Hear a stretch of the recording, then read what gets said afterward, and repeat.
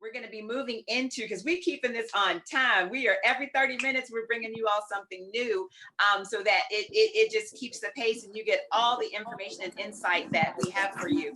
So next up, we have our financial literacy panel. And I am so proud. It gives me so much pleasure to introduce these panelists. First up, we have Ray Leonard Jr. And I don't mind bragging on him because he probably won't tell y'all. He is the son of Sugar Ray Leonard, the great legend Sugar Ray Leonard, and also in his own right is a radio host, motivational keynote speaker, actor, and entrepreneur. And we got Brandon Copeland. Hi, Cope.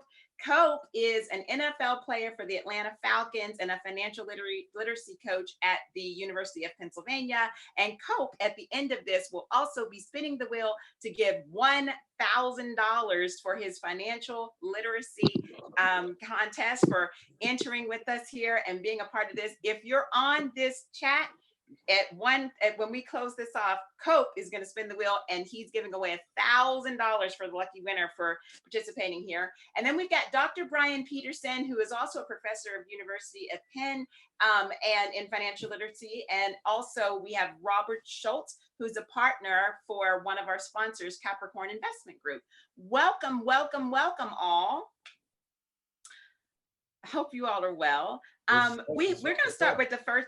Hello. We're going to start with the first question to you, Cope, because I know you teach financial literacy and you're very, very, very passionate about making sure that students and just people in general are able to secure the bag. So we want to pose the first question to everyone on the panel. What does secure the bag mean to you? Ooh, great question. So first and foremost, appreciate you all putting this together. I also will apologize in advance. I just moved into a home and the Wi-Fi is shaky at best. So if you lose me, I apologize in advance. But securing the bag. So a friend of mine and I were working on a project that we're going to release here in June. But when I think of securing the bag, I think of making sure my family and I can eat regardless, right? So there's a few different levels to securing the bag, right? Sometimes you got to go out and work for it. Your earned income. I'm playing football, 9-year NFL veteran right now, still trying to go out there. I still got to make some tackles to put food on the plate. But then for me, the next level step of that is what am I doing with that earned income? I'm running myself into walls, into people every single, week.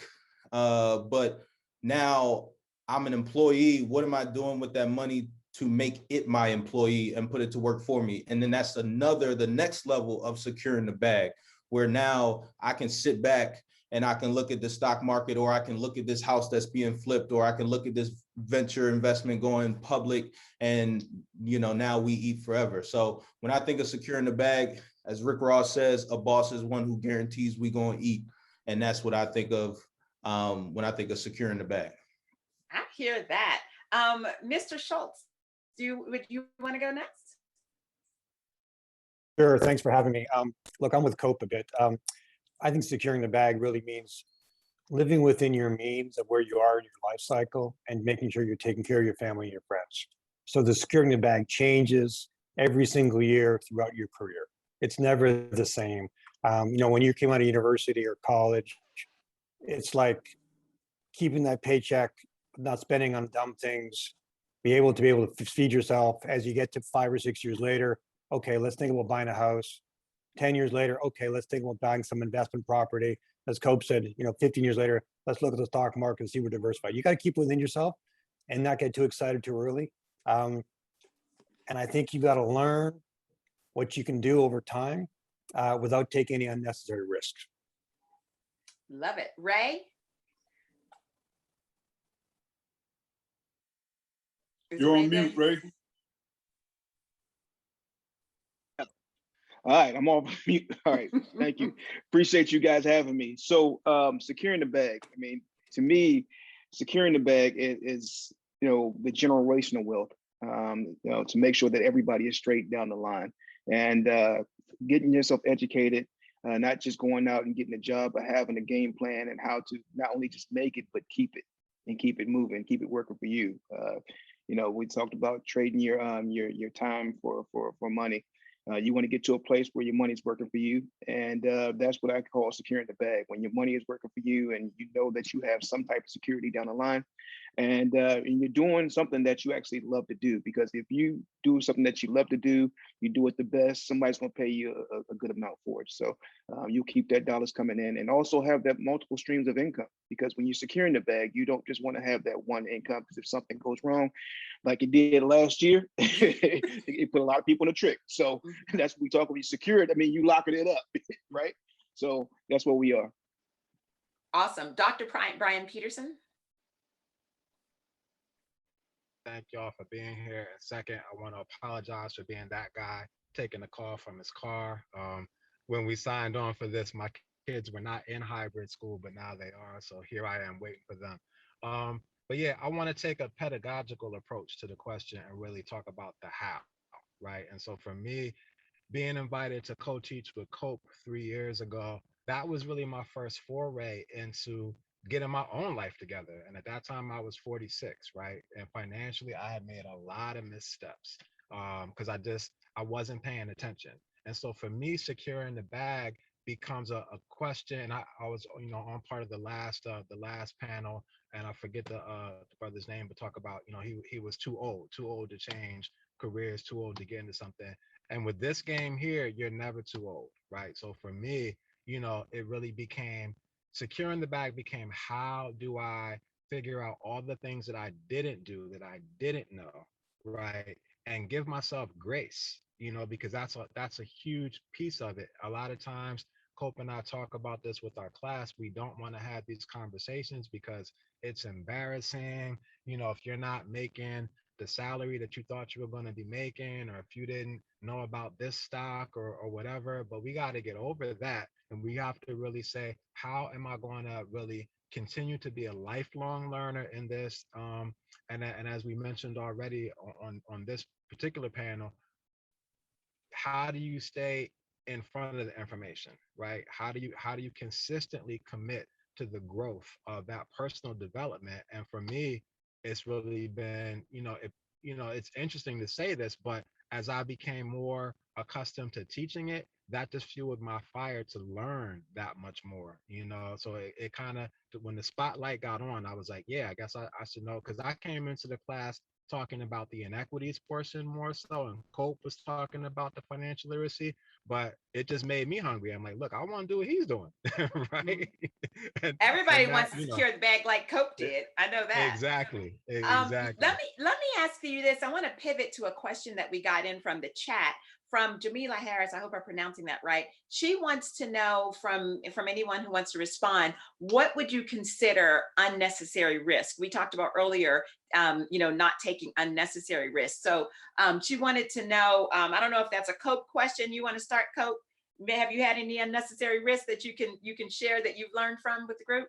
Yeah, too many physical unnecessary risks, I guess. But no, I would say in my book, in my opinion, an unnecessary risk is anything that doesn't align up with your why and your vision system and your North Star, right? So for me, one of the things we do when our students come in, we try to make sure that you figure out what you are on this earth for, or what you are trying to, what's the point of this money for you in the long run? Because most of us, we're kind of just hamsters on a hamster wheel. We're just, we go clock into work, we make money, we get a paycheck, we put it in the bank, and then we go and just keep repeating the cycle. But we don't know what we're working for, what we're going towards. So an unnecessary risk is something that does not necessarily align with your why and your value system and what you're trying to actually get. And also an unnecessary risk is one that you just haven't really done the right due diligence on. I don't mind losing money. Well, no, I do mind losing money. I try not to lose money. That's how you secure the bag first and foremost. But I don't mind losing money if I've vetted it properly and I've researched it and I've done my due diligence. If I can look back on a decision and think, hey, with all the same, information, I would have made the same decision. Cool. I do mind losing money when it's just a whim thing, or I just see a notification that GameStop is up. GameStop and AMC are up because of the Reddit traders. Let me buy in now. And then it all goes down. Or Elon Musk sends out a tweet about we're not taking Bitcoin, but then the next day he sends out a tweet about, yeah, if Dogecoin is the future, maybe we'll take Dogecoin. Come on, like, I can't be a yo-yo. That's unnecessary risk. So thinking for yourself and having aligning your purchase decisions with your value system and your North Star, your why. That's awesome.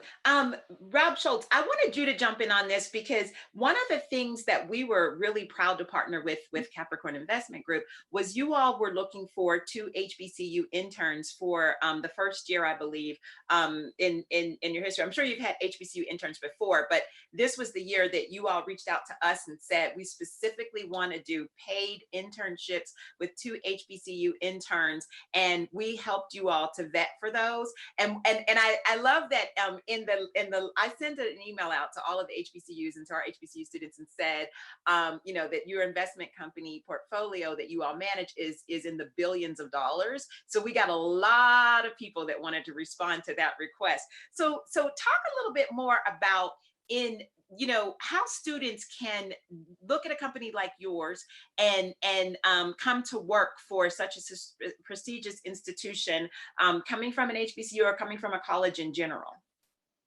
Okay, great question. Yeah, we're a small firm. We're like 20 people, so we're tiny. So, but we we do quite well, and we're all in the sort of sustainability impact space. And yeah, we'd love to have a bunch of interns this summer from the HBCU system, and we're still going through that process. Anyone can do well if they put their mind to it. If you really want to do well, you can do it. So sometimes I feel that people get scared and they don't want to go through the process to sort of get a job that they really want to do. They go, well, I really don't have that skill set. I don't know anything about that. And that's garbage. I shouldn't say that, but I mean, it's just, you have to have self-confidence to go ahead. One of the problems I will say though, is that if anyone out there is looking for jobs, got their resume filled out, it's super competitive out there, like super competitive. So what you need to do is you need to ask your friend, your teacher, your professor, anyone to read your resume 7 times over. You need to get someone to really understand it, because we literally will get 300 resumes for 2 jobs. And really one of my people will go through and will throw away 50 because there's a spelling mistake. Something as simple as that. And we have to, because we have no way to differentiate between 2 people. So that's kind of important. So I would say really, pay attention to details, but you should go after any kind of job you want to do. And the best thing about internships is you can try something you've never done before. And most firms want to hire for interns that are open-minded, want to do different things. And you may do that for a summer and say, you know what, I hate that. I'm never doing that again. And that's great, because you've learned that you don't want to do that. You want to go to somewhere else. That's kind of my view. And I want to just also say what Cope said about the unnecessary risk. I think there's a good term to use. It would be necessary risks. I think when you're coming out of school and you're young, you should take some risk in what you want to do and figure it out. Like Dr. Peterson said, you can always change your career down the road. You're never too old. But when you're young, it's a time to try different things. Like try things that you've never tried before. I'll give you an example without talking too long. I got married at 23. We're still married, my wife and I, for the sort. We're going over 30 years. It's great. And we moved to Hong Kong because we just want to go somewhere different. And I'm from Canada, so we went to Hong Kong. And my friend said, what are you doing that for? That's crazy. He goes, well, you know what? We're 23. What else are we going to do? We stayed there 10 years. We loved it. Take some risk when you're young. As Dr. Peterson said, you can always reinvent yourself when you're 47. I love that. And now I wanted to move to Ray, and then we'll get back to you, Dr. Peterson, as well.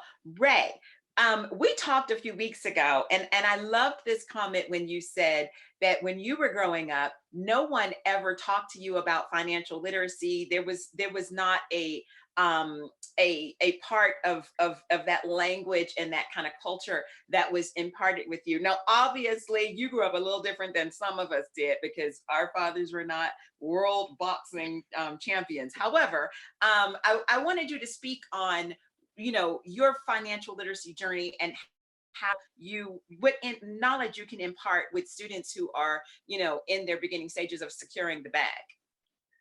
So thank you for asking me that question, because I have some information about that.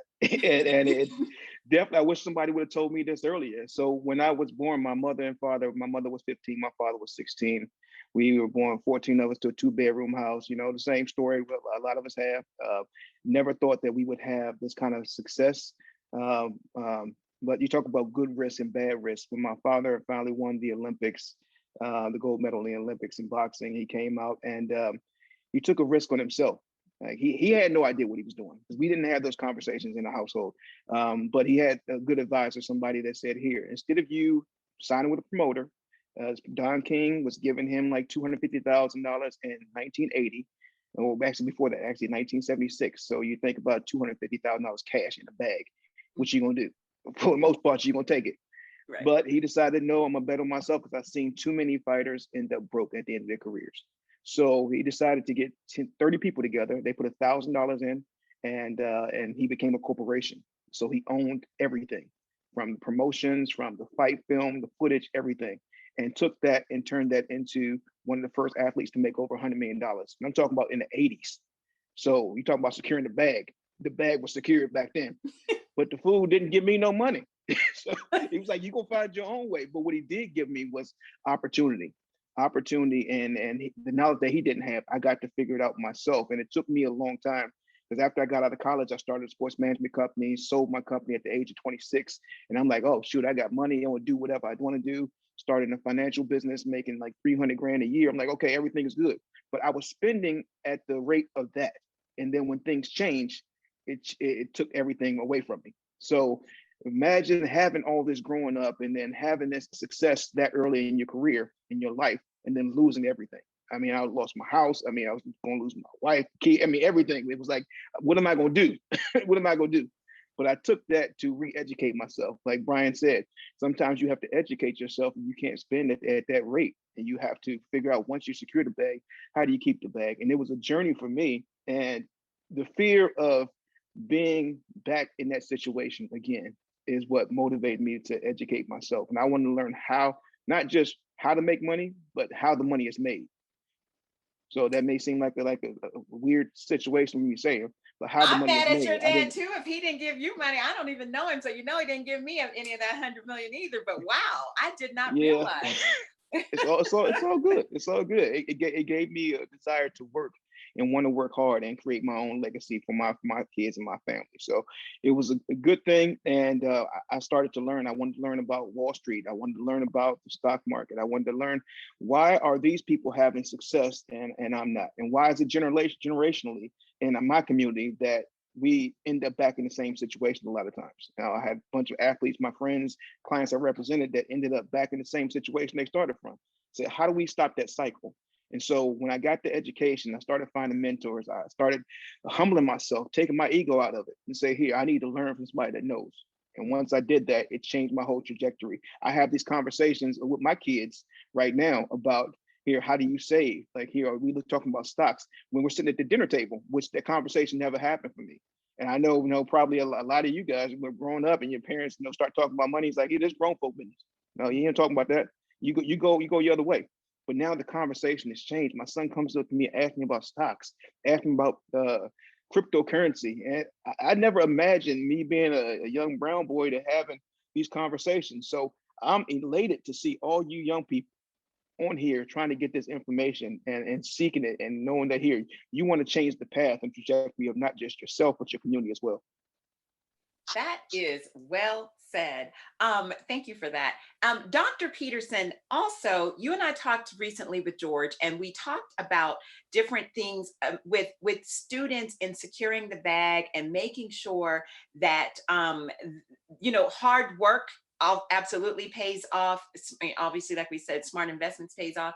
But I wanted to ask you something. What is the difference about managing money and making money? What's the difference for you and what you teach in your class? Because you could make, like Ray just said, you could make $300,000, but if you don't spend it right, then you got another problem. So can you kind of break that down for us? What's the difference between making money and managing money when you're securing the bag? If you get that bag, what's the difference? That's our whole class, literally. I'm really glad you asked the question. I'll answer it in just a minute or so. But it really is about that long term. I think as Ray was talking, talking about what do you want to pass down to your kids, and as Cope was saying earlier, how do you make this money work for you? So you want to really assess your spending habits. So we have the students in the class talk about their spending right now, but also project forward. So once they get through graduate school or undergrad, get that first job, really making that budget, but also going through the nuts and bolts of what does the company, whoever they're going to work for, what does that retirement plan look like? How do you understand what a retirement plan is?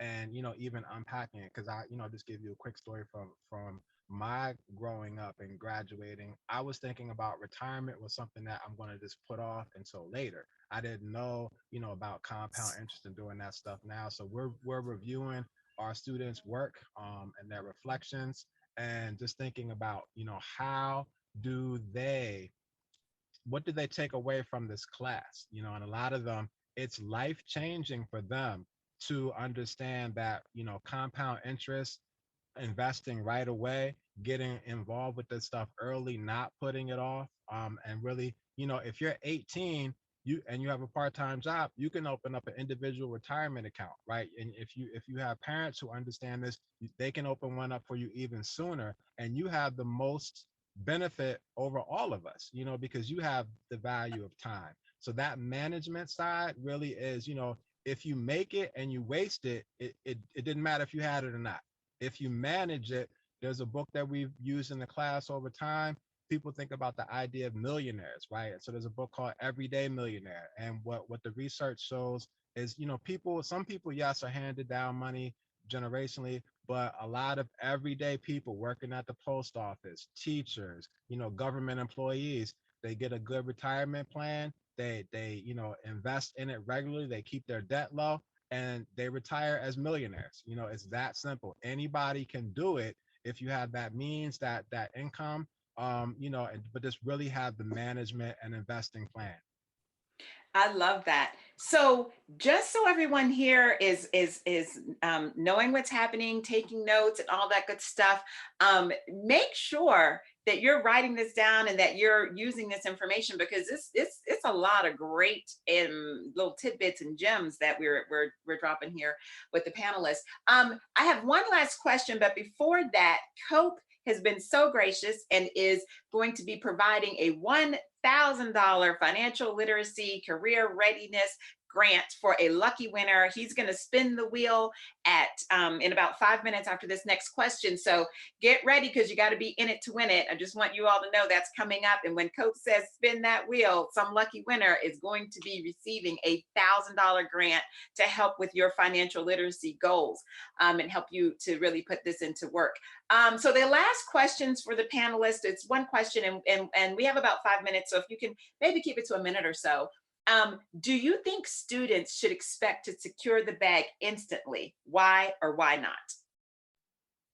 I'll keep that short. Hell nah, it's not gonna happen. Don't. That's the quickest way for you to make a mistake when you're trying to rush. And so I'll be as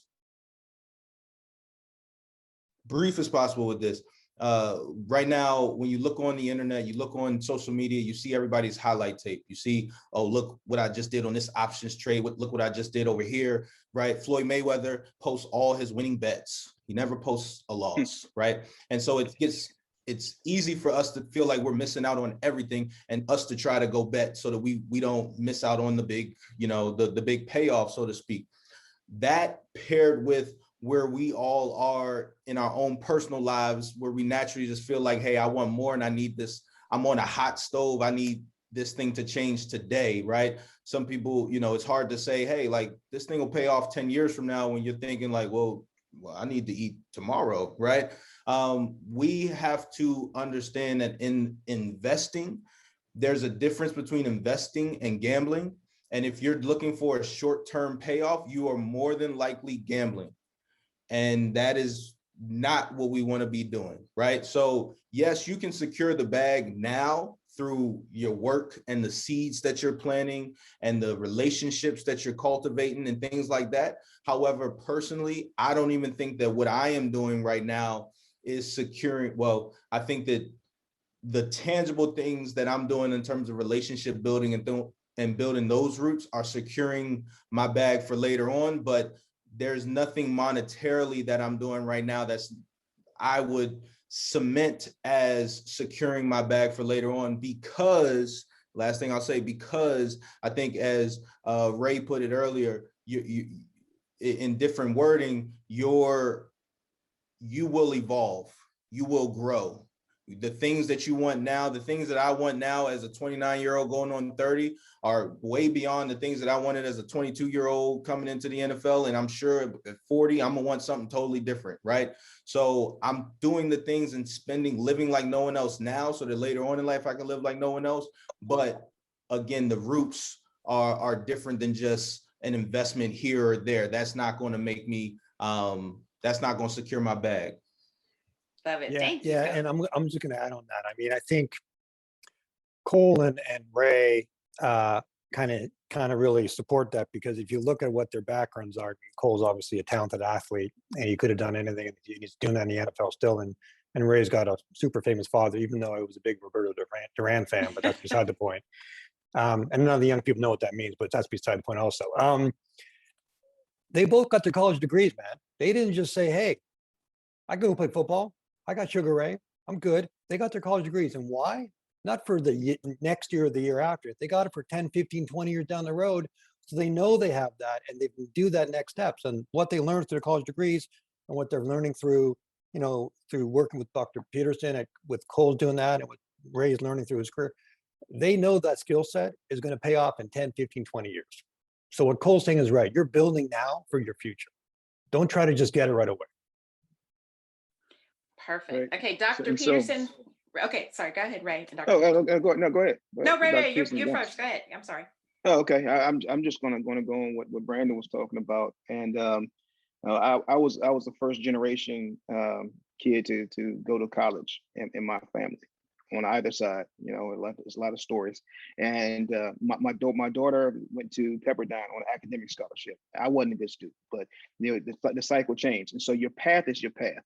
So you don't have to rush and look over the fence and think, I need this Lamborghini right now, and put that in and make your wallet fall into their pocket. Take your time, pay yourself first. No matter what you're making, if you're making $100, pay yourself $10 first and put that away, and enjoy your path and your time as you go, because you will go and you will grow, and that money will grow if you take care of it. It's just like planting that seed. When you put a flower into the ground, you make sure it's on firm soil. And once you feed it and you take it and you nurture it and you take care of it, it'll work for yourself. It'll grow and it'll bloom into something great. So don't start, thinking the grass is greener or somebody else has got somewhere that you haven't gotten to yet, because that's what your path is and that's what your thought process is. Where you will get there in due time if you follow that patented formula. It may be something a little bit different for you, but each of us have our own path. That's why we all have our own fingerprint, because it was meant for us to have our own life and our own path. So, that's my biggest advice on that piece. I appreciate that. Dr. Peterson, I'm sorry, we're going to be out of time for this panel. My producers made me stick to a strict schedule today because we have other guests in the waiting room. However, before we go to the next panel, I wanted to say two things. One, thank you all so very much for imparting all the knowledge and the gems that you've dropped here today. It's so impactful. I've even learned a lot. So thank you for that. And Cope, it's all you, brother. You are going to spin the wheel virtually. Our producer, Andrea, is going to actually spin it. But if you say spin the wheel, we'll pick for that $1,000 financial literacy grant we're giving away. Gotcha. All right. The pressure's on. Ready? Let's spin the wheel. Ooh. Is my name up there? Nope. You're giving the money, not taking the money. Oh. There we go. Congratulations.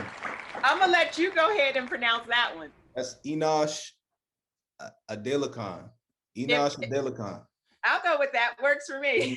So Enosh, we're gonna hit you up in the chat room, and we'll be getting you in touch with you so that we can get you that money. Cope has already given it to us, so it's in good and trusty hands, and we'll be providing that to you. We'll get in touch with you in the chat. Cope, Thank you so much for all that you've done and sharing this with us. And I hope that everyone follows Cope and Dr. Brian Peterson on Life 101, right? It's at Life 101 for social media. Yep, life101.io. Thank you. Perfect. Ray, you want to tell people how to get in contact with you? I know it's at Ray Leonard Jr. on all of your social. Is that, did I get that right? The branding is there. Everything is the same. At Ray Leonard Jr. all over the place. Okay, perfect. RayLeonardJr.com, RayLeonardJr.com, everything. Yeah. So. And then for Rob, Capricorn is it CapricornLLC.com? Is that what it is? Yeah, LinkedIn's the best. Just Oh, Google, okay. look for LinkedIn. You know, Okay. some old guy. Okay. Okay, perfect. Thank you.